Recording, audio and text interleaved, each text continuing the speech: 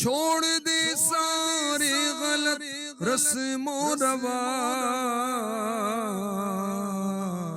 سنتوں پر چلنے کا کر عہد آج۔ الحمدللہ رب العالمین والصلاة والسلام علی سید المرسلین، اما بعد فاعوذ باللہ من الشیطان الرجیم، بسم اللہ الرحمن الرحیم، الصلاة والسلام علیک یا رسول اللہ وعلی آلک واصحابک یا حبیب اللہ، الصلاة والسلام علیک یا نبی اللہ وعلی آلک واصحابک یا نور اللہ۔ ترمذی شریف کی حدیث پاک کا خلاصہ ہے، میرے پیارے نبی آخری نبی محمد عربی صلی اللہ علیہ وسلم نے فرمایا، قیامت کے دن لوگوں میں سب سے زیادہ میرے قریب وہ شخص ہوگا جو سب سے زیادہ مجھ پر درود شریف پڑھتا ہوگا۔ قیامت کے روز پریشانیاں بہت ہوں گی، کیونکہ زمین تانبے کی ہوگی اور سورج 1.25 میل پر رہ کر آگ برسا رہا ہوگا، جسم پر کپڑا نہیں ہوگا، انسان کو اپنے گناہ یاد آ رہے ہوں گے، جنت سے روک دیا گیا ہوگا، دوزخ کا ڈر ہوگا۔ ایسے میں سب سے زیادہ راحت میں، سکون میں، اطمینان میں کون ہوگا؟ جو اللہ کے حبیب صلی اللہ علیہ وسلم کے قریب ہوگا۔ اور میرے آقا علیہ الصلوۃ والسلام کا قرب حاصل کرنے کا ایک ذریعہ کیا ہے؟ درود شریف کی کثرت۔ درود شریف بہترین نیکیوں سے جنت ملتی ہے، اور درود پاک کی نیکی سے جنت کے دولہ ملتے ہیں۔ سبحان اللہ، صلو علی الحبیب صلی اللہ تعالی علی محمد وعلی آلہ وصحبہ وبارک وسلم۔ پاک و ہند میں خوشبختی اور خوشحالی کی رخصتی کی ایک رسم ہے، دلہن کے سر پر قرآن رکھا جاتا ہے۔ ماشاءاللہ بہت اچھا معاملہ ہے، جائز ہے، باعث برکت قرآن جو ہوا الحمدللہ۔ ہاں، جو رکھے وہ باوضو ہو، اور اگر اس پر کوئی باوضو نہیں تو کپڑا وغیرہ خلاف چڑھا کر پھر سر پہ رکھے۔ اور اگر سفر میں حفاظت کے لیے سر پر قرآن رکھا جائے تو کوئی حرج نہیں، دلہن کے سر پہ رکھا جائے کوئی حرج نہیں، جہیز میں بھی قرآن پاک دیا جاتا ہے۔ وہ الگ بات ہے کہ تاکید بھی کی جائے کہ بیٹا اس کو پڑھنا ہے، اور اگر تفسیر دی جائے تو اور بھی اچھا ہے۔ ہمارے ہاں اردو میں تفسیر صراط الجنان 10 جلدوں میں ہے، ماشاءاللہ بہت زبردست اردو زبان کی بہترین تفسیر ہے، یہ دیں اور تاکید بھی کریں کہ بیٹا اس کو گھر جا کر آپ نے پڑھتے بھی رہنا ہے۔ اچھا، ایک رسم یہ ہے کہ دلہن چاول اٹھا کر پیچھے پھینکتی ہے، یہ درست نہیں، کیونکہ اس کے اندر فضول خرچی ہے، اسراف ہے، اور رزق پاؤں میں آتا ہے۔ یہ چاول پھینکنا یہ ناجائز ہے۔ جب بیٹیوں کی، بہنوں کی شادی ہوتی ہے تو ان کو خوشحال بنانے کے لیے ماں بیٹیوں کو اور بڑی بہنیں چھوٹی بہنوں کو نصیحت کریں، سمجھائیں کہ تم جس گھر میں جا رہی ہو وہاں تم نے رہن سہن کا انداز کیا رکھنا ہے، جس کے ساتھ تمہارا رشتہ قائم ہوا ہے، شوہر، ہسبینڈ انگلش میں، اس کے ساتھ تمہارا انداز اور رویہ کیا ہونا چاہیے۔ ایک اللہ کی نیک بندی نے اپنی بیٹی کو نکاح کے وقت کیا نصیحتیں کی؟ بیٹی تو ایک گھونسلے میں تھی، اب یہاں سے نکل کر شوہر کے گھر جا رہی ہے جسے تو جانتی نہیں، ایک ایسے ساتھی کے پاس جا رہی ہے جس سے تو مانوس نہیں ہے، تو اس کے لیے زمین بن جانا وہ تیرے لیے آسمان بن جائے گا، تو اس کے لیے بچھونا بن جانا وہ تیرے لیے باعث تقویت ستون بن جائے گا، تو اس کی کنیز بن جانا وہ تیرا غلام ہو جائے گا۔ کسی معاملے میں چمٹ نہ جانا ورنہ وہ تجھے پرے ہٹا دے گا، اس سے دور نہ ہونا ورنہ تجھے بھلا دے گا، اگر تجھ سے قریب ہو تو مزید قریب ہو جانا، اور اگر وہ تجھ سے ہٹے تو تو اس سے دور ہو جا۔ اس کے ناک، کان، آنکھ کی حفاظت کر، یعنی ہر طرح اس کے راز کی حفاظت کر، وہ تجھ سے خوشبو سونگے، یعنی راز کی حفاظت اور وفاداری ہی پائے، وہ تجھ سے صرف اچھی بات ہی سنے، صرف اچھا کام ہی دیکھے۔ جو مائیں اپنے بچیوں کے گھر کو خوشحال رکھنا چاہتی ہیں وہ اس طرح کی تربیت کرتی ہیں، ورنہ ایسی کم عقل نادان مائیں بھی ہیں کہ تو نے ان کو سنائی کیوں نہیں؟ تیرے منہ میں مونگ بھری تھی تو اس کو جواب نہیں دے سکتی تھی؟ تو نے کیوں ادھار کیا, تو بھی اس کو سناتی. اس نے کیا سمجھ رکھا ہے, ساس ہے لیکن وہ کیا ہے, اس چڑیل کو تو سنا کر کیوں نہیں آئی, ایسے تو آ گئی. یہ نہیں, یہ انداز نہیں ہونا چاہیے. سمجھانے والا, گھر بسانے والا انداز ہونا چاہیے. شادی کے بعد, نکاح کے بعد دلہن جب اپنے گھر آتی ہے تو ایک رسم یہ ہے کہ دلہن کے قدم دھلا کر یہ گھر کی دیواروں پر چھڑکا جاتا ہے. تو یہ ایک اچھی فعل ہے, اور فتاوی رضویہ شریف میں اعلیٰ حضرت نے اس کے تعلق سے لکھا ہے کہ مکان کے چاروں کونوں میں دلہن کے پاؤں دھو کر چھڑکے, اس سے برکت ہوتی ہے, تو اس میں حرج نہیں ہے. بعض جگہوں پر یہ ہوتا ہے کہ دلہن کے گھر میں داخل ہونے سے پہلے گھر کے دروازے پر تیل وہ ڈالا جاتا ہے. یہ جائز نہیں ہے کیونکہ تیل ضائع ہوگا نا, اسراف ہوگا, اس کی اسلام اجازت نہیں دیتا. بعض لوگوں میں یہ رواج ہے, دولہے کی برا لے کر جا رہے, راستے میں دریا آیا, نہر آئی تو اس میں پیسے ڈالتے, یہ بھی ناجائز اور اسراف ہے. اچھا, اب شادی ہو گئی, دولہا صاحب جو ہیں یہ اب وہ شوہر بن گئے. اب ان کو یہ شعور ہونا چاہیے شوہر صاحب کو کہ بطور شوہر میری ذمہ داریاں کیا ہیں, اور سیکھنا چاہیے. سنت نکاح رسالہ بڑا زبردست ہے, مکتبۃ المدینہ کا دعوت اسلامی کی ویب سائٹ سے بھی آپ دیکھ سکتے ہیں, اور اس کو پڑھیں. اسلامی شادی, یہ رسالہ پڑھیں تو پتہ چلے کہ ایک شوہر کو کیسا ہونا چاہیے. یہ بھی رسالہ ہے, بہت زبردست رسالہ ہے, نگران شورا کے بیان کا تحریری گلدستہ. اس کے مطالعے سے انشاءاللہ آپ کا ذہن بنے گا. وہ قرآن کیا کہہ رہا ہے, وَعَاشِرُوهُنَّ بِالْمَعْرُوفِ, اور ان بیویوں سے اچھا برتاؤ کرو. الرجال قوامون علی النساء, مرد گھر کا افسر ہے, گھر کا افسر ہے, مگر عورت کا بھی حق ہے, اس کے بھی حقوق ہیں, اس سے اچھا برتاؤ کرنا ہے. میرے آقا مکی مدنی مصطفیٰ صلی اللہ تعالی علیہ وآلہ وسلم نے فرمایا, تم میں سے بہتر وہ ہے جو اپنے گھر والے کے لیے بہتر ہے. تو جب کھائیں تو ان کو کھلائیں, خود پہنیں, ازواج کو پہنائیں. اور میرے آقا صلی اللہ علیہ وآلہ وسلم اپنی ازواج پاک مومنوں کی مائیں جو ہیں, نبی پاک صلی اللہ علیہ وسلم کی ازواج مسلمانوں کی مائیں ہیں. آپ ان کے ساتھ کیسا رویہ رکھتے؟ بعض بے وقوف جو ہیں نا, کم عقل جو ہیں, پاؤں کی جوتی ہے عورت. ارے بھائی ایسا نہ کہیں, اس کے بھی حقوق ہے. آپ کی کوئی بہن بیٹی نہیں تو یہ بھی کسی کی بہن بیٹی نا جو آپ کے گھر آئیے, آپ کے پاس آئیے.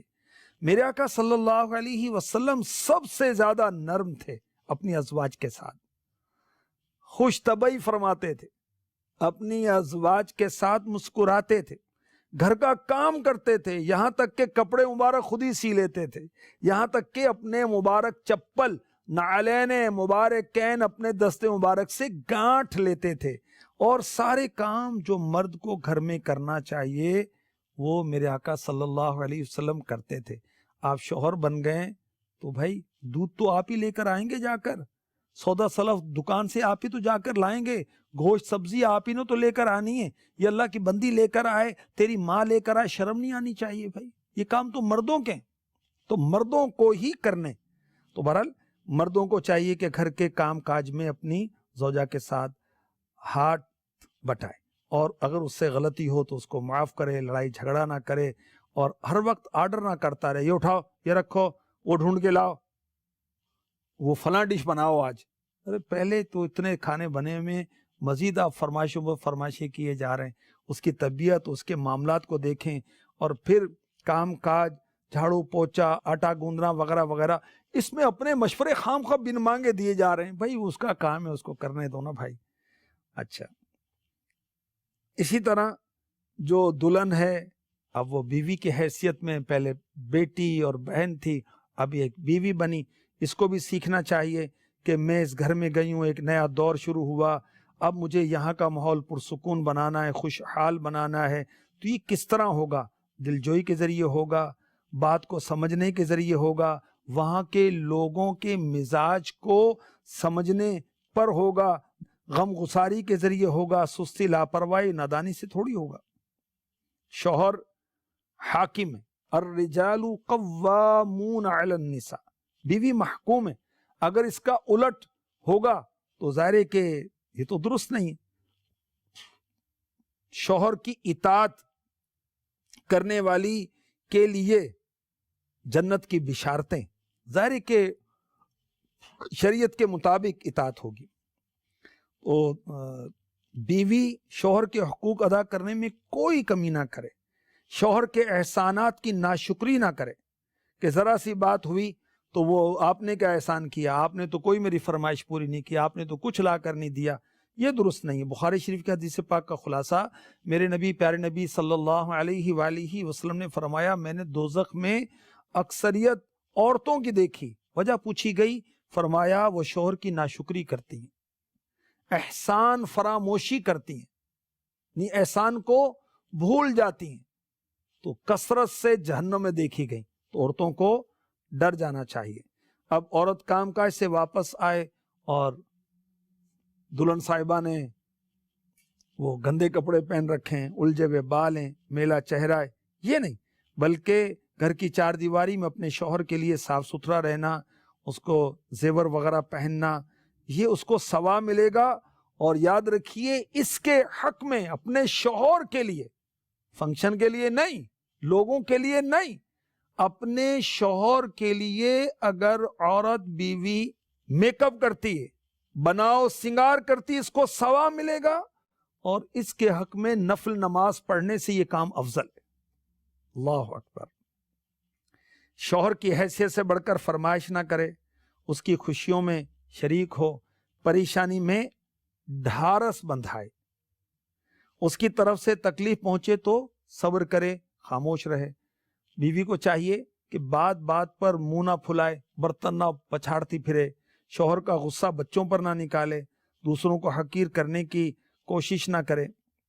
میرے آقا مکی مدنی مصطفیٰ صلی اللہ علیہ وآلہ وسلم نے فرمایا، جو عورت اس حال میں مرے کہ اس کا شوہر اس سے راضی ہو، وہ جنت میں داخل ہوگی۔ دیکھیں شوہر کو راضی کرنے کی کتنی اہمیت ہے، مگر شریعت کے دائرے میں رہتے ہوئے۔ اگر شوہر کو ایسی بات کہے جو شرعاً درست نہیں ہے، اب اس میں شوہر کی اطاعت نہیں کی جائے گی۔ شوہر ناراض ہو جائے تو بیوی کو کیا کرنا چاہیے؟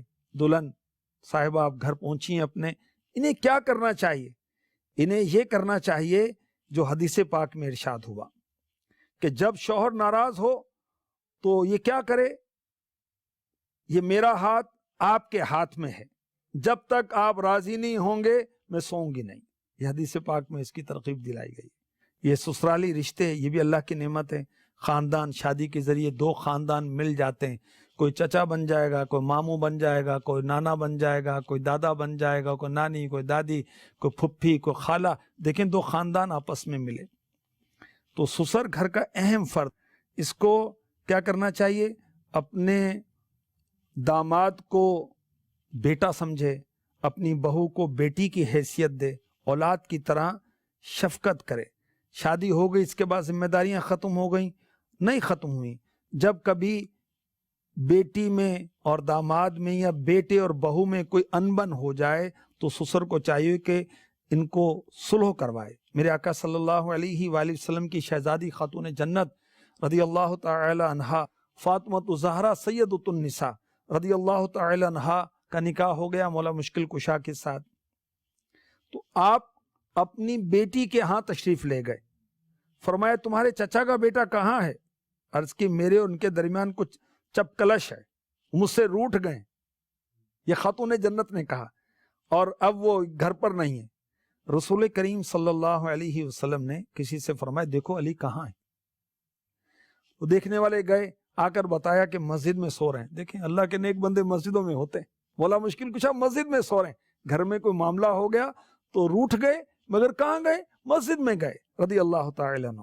رسول اللہ صلی اللہ علیہ وسلم مسجد میں تشریف لے گئے، کیا دیکھتے ہیں کہ سید الاولیاء مولا مشکل کشا علی المرتضیٰ کرم اللہ تعالی وجہہ الکریم لیٹے ہوئے ہیں، اور پہلو سے چادر ان کی ہٹی ہوئی ہے اور جسم پر مٹی لگی ہوئی ہے۔ ڈسٹ لگی ہوئی ہے. اللہ کے رسول مقبول صلی اللہ علیہ وسلم نے اپنے مبارک ہاتھوں سے مٹی جھاڑی, فرمایا قم ابا تراب, قم ابا تراب, اٹھو اے ابو تراب, اٹھو اے ابو تراب. ابو تراب یعنی مٹی والے. اور مولا مشکل کشا کرم اللہ تعالی وجہ الکریم کی کنیت ابو الحسن بھی ہے, اور آپ نے ابو تراب کہ میرے نبی نے مجھے ابو تراب کہا, مٹی والے کہا. سبحان اللہ. تو دیکھیں دونوں میں معاملہ ہوا, میرے آقا علیہ الصلوۃ والسلام نے کیسے وہ صورت بنائی. اور یہ بھی روایت ہے کہ آپ نے دونوں کی تربیت کی کہ بیٹی تم نے گھر کے کام کرنے ہیں, اور مولا مشکل کشا کو فرمائے تم نے باہر کے کام کرنے ہیں. دیکھیں سسر کا کردار کیا ہونا چاہیے. یہ دین جو ہے نا ہمیں سب کچھ سکھاتا ہے, ہم سیکھنے والے بنے. کسی فلم سٹار سے نہ سیکھیں, کسی کھلاڑی سے نہ سیکھیں, کسی لیڈر سے نہ سیکھیں, نبی سے سیکھیں, دین سے سیکھیں, قرآن و حدیث سے سیکھیں, علماء اہل سنت سے سیکھیں. ہمیں معلوم ہو جائے گا اگر میں بھائی ہوں میری ذمہ داری کیا ہے, میں بیٹا ہوں میری ذمہ داری کیا ہے, میں باپ ہوں تو میری ذمہ داری کیا ہے, سسر کی ذمہ داری کیا ہے, ساس کی ذمہ داری کیا ہے, دولہا کی ذمہ داری کیا ہے, دلہن کی ذمہ داری کیا ہے, پڑوسی کے حقوق کیا ہیں, میں جس معاشرے میں رہتا ہوں وہاں لوگوں کے حقوق کیا ہیں, مسلمانوں کے حقوق کیا ہیں, یہ سب اسلام بتاتا ہے. اچھا, سسر کی بات ہو رہی تھی. بہو کسی معاملے میں کوئی غلطی کر بیٹھے, اب ڈانٹنا جھاڑنا نہیں بلکہ اصلاح کی جائے. بہو کے سامنے ساس, بہو کی جو ساس ہے یعنی اپنی گھر والی, اس کو ڈانٹے نہیں ورنہ اس کی عزت کم ہو جائے گی. تو سسر اور بہو کے درمیان حرمت مصاہرت یعنی سسرالی رشتے کی وجہ سے پردہ نہیں ہے. اگر پردہ کرے تو حرج بھی نہیں ہے. اور بالخصوص جو نوجوان اور جوان تو نہیں ہوں گے, جوان سسر ہوں گے, ان کو پردہ کرنا ہی انسب اور بہتر ہے, کیونکہ دور بڑا نازک ہے اور کچھ نہ کچھ سننے میں بھی آتا رہتا ہے. باپ اپنی بیٹی کو بہت سارے کام کہتا ہے, بہو کے معاملے میں اس کو احتیاط برتنی چاہیے. ساس کو کیسا ہونا چاہیے, بڑا ایک کیا کہیں کہ چبھتا ہوا ٹاپک کہیں, کیا کہیں اس کو. ساسیں عام طور پر سمجھدار نہیں ہوتی, لیکن جو سمجھدار ہوتی ہیں وہ پھر خوشحال بھی رہتی ہیں, اور گھر بھی خوشحال رہتا ہے, بچے بھی خوش رہتے ہیں, اور یہ پرسکون بھی رہتی ہیں. بڑی حکمت عملی کے ساتھ ساس کو اپنا گھر چلانا چاہیے. دیکھیں کہ جب کوئی اجنبی مسافر کہیں آتا ہے تو اس کو ایک ہیزیٹیشن ہوتی ہے, ہچکچاہٹ ہوتی ہے. یہ اللہ کی بندی اپنے بھائیوں کو, بہنوں کو, ماں باپ کو چھوڑ کر آئی ہے, یہ بچی اب اس گھر میں آئی ہے, تو اس کو پہلے ہی ذرا خوف ہوگا, ہچکچاہٹ ہوگی, تو ساس اس کو شفقت دے گی تو اس کا دل لگ جائے گا, ورنہ یہ بیچاری ہر وقت یہ پریشان رہے گی. اسی طرح بات بات پر ٹوکنا, بات بات پر سمجھانا, یہ بہو کی دل آزاری اور گھر کے فضا کو, گھر کے ماحول کو ناخوشگوار کرے گی. ساس کو چاہیے کہ اس کو اپنی بیٹی سمجھے. غلطی بیٹی سے ہوتی تو کیا کرتے, تو اس طرح بہو سے محبت کی جائے, اور جس طرح بیٹی کی تیمارداری کی جاتی اس کی بھی کی جائے. بیٹی بیمار ہوتی تو کتنا علاج معالجے کا خیال کیا جاتا ہے, بہو کے ساتھ بھی کیا جائے. اب بیٹی بیمار ہو تو بیٹی تیری طبیعت ٹھیک نہیں تو آرام کر, اور بہو کی طبیعت ٹھیک نہیں کہتی میرے سر میں درد ہے, بہانے لگاتی ہے. اس کو کام یہ کام چور ہے, کیا چڑیل ہمارے گھر میں آ گئی. اب یہ جملے جو ہیں گھر نہیں بسائیں گے بلکہ محبتوں کو کم کریں گے, اور نرمی جو ہے زینت بخشتی ہے, اور سختی جو ہے یہ عیبدار کرتی ہے. جہیز لانا دلہن پر فرض و واجب نہیں ہے. اب جہیز کم لائیے بیچاری تو ماں باپ کی مرضی جتنا جہیز دے دیں. اس کو تانے دینا, دل آزاری کرنا, اللہ سے ڈرنا چاہیے کہ اس کی دل آزاری گناہ اور جہنم میں نہ کہیں پہنچا دے. ماں کے بیٹے پر حقوق ہوتے ہیں تو بیوی کے بھی کچھ حقوق ہیں نا. شوہر اگر وہ پورا کرتا ہے تو شوہر کو تانے نہ دیے جائیں کہ بیوی کا غلام ہو گیا ہے, ماں کا نافرمان ہو گیا ہے. یہ نہیں کرنا چاہیے. بیٹے کا بیوی کی طرف جھکاؤ اس کو محسوس ہوتا ہے تو بدگمانی نہ کرے. ہمیں بدگمانی کرنے سے قرآن نے منع کیا, حدیث نے منع کیا, اللہ نے منع کیا, اس کے رسول صلی اللہ تعالی علیہ وسلم نے منع کیا. بیٹا موجود ہے اب تو بہت اچھا رویہ ہے, بیٹا چلا گیا اب اسے سیدھی ہو گئی. یہ نہیں انداز ہونا چاہیے. نرمی اور پیار بیٹے کی غیر موجودگی میں بھی ہونا چاہیے، وہ پریشان ہو اس کی ڈھارس بندھائی جائے، اس کی خوشی غمی میں شامل ہوا جائے۔ بلا وجہ بہو پر طرح طرح کی پابندیاں تو آئے دن گھر جاتی رہتی ہے، یہ نہیں۔ جب جب وہ ضرورت محسوس کرے اس اپنے ماں باپ سے ملنے کے لیے اس کو جانے دینا چاہیے۔ تو لڑکی کا گھر بسانے میں لڑکی کی جو ماں ہے اس کا بڑا کردار ہے کہ وہ یہ سمجھائے کہ بیٹا اب یہ تیرا گھر ہے، اب تیرا گھر یہ ہے، اس انداز سے اس کا گھر بسے گا۔ وہ بچی کو بھی اپنی ذمہ داریاں محسوس کرنی چاہیے۔ بہو کو کیسا ہونا چاہیے یہ بھی ایک بات ہے، بہو کو غور کر لینا چاہیے۔ شادی کے بعد یہ عورت جو ہے بہو بن کر نئے گھر میں آئی ہے، نئے ماحول میں آئی ہے، بہت سمجھداری کا تقاضا دینا چاہیے، یہاں کے ماحول کو سمجھنا چاہیے۔ شریعت کی پاسداری سب سے پہلے ہے، شرعی پردہ، شرعی اصول، نماز، روزہ، یہ معاملات سب سے پہلے ہیں۔ گھر کے نظام کو اپنے ہاتھ میں لینے کی کوشش کرنا جلدی جلدی تو ظاہر ہے کہ پھر ساس کیسے برداشت کرے گی، تو گھر کا ماحول عجیب و غریب ہو جائے گا۔ یہاں کی باتیں سسرال میں، سسرال کی باتیں میکے میں، میکے کی باتیں سسرال میں، یہ اچھی باتیں نہیں ہیں۔ گھر کی چیزوں پر اعتراض، یہ دروازے کیسے ہیں، یہ پردے کیسے ہیں، تو یہ کلر کیسا ہے، تو پہلے سے لوگ رہ رہے ہیں تو یہ جو کرتے ہیں اس کے مطابق ہی رکھیں۔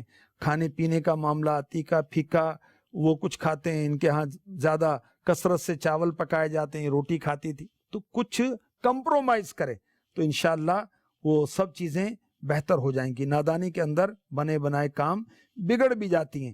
راز کی باتیں، ساس کی باتیں، ساس سسر کے باہم کوئی لڑائی جھگڑا کوئی معاملہ ہے، یہ بھی ادھر ادھر بتانا ٹھیک نہیں ہے۔ جہیز کی چیزیں جو ہیں یہ آپ کی ملک ہیں، لیکن جب کوئی ایسا موقع ہے تو خود بڑھ کر اپنے برتن پیش کریں، اس سے بھی ساس کے دل میں آپ کی محبت بڑھے گی۔ انشاءاللہ گھر کا ماحول جو ہے بہت ہی خوشگوار ہو جائے گا۔ گھر کے افراد جو محارم ہیں ان کی تعظیم کی جائے، ادب کیا جائے تو انشاءاللہ گھر خوشیوں کا گہوارہ بن جائے گا۔ فرمائشی پروگرام نہ کیے جائیں ورنہ اس میں بھی معاملات ہوں گے۔ اللہ پاک رحمت فرمائے اور ہمیں نیک بنائے، اور شادیوں میں اور دیگر معاملات میں جو بھی ناجائز رسومات ہیں اس سے بچنے کی توفیق عطا فرمائے۔